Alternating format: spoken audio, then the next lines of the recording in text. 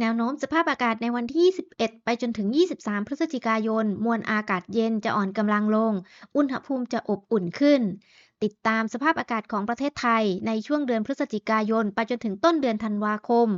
ลักษณะอากาศของประเทศไทยจะมีการแปรปรวน มีการก่อตัวของหย่อมความกดอากาศต่ำหรือพายุบ่อยครั้งในบริเวณทะเลจีนใต้ และประเทศไทยบริเวณภาคใต้ และตอนบนของประเทศไทยอาจได้รับผลกระทบจากพายุที่เคลื่อนผ่าน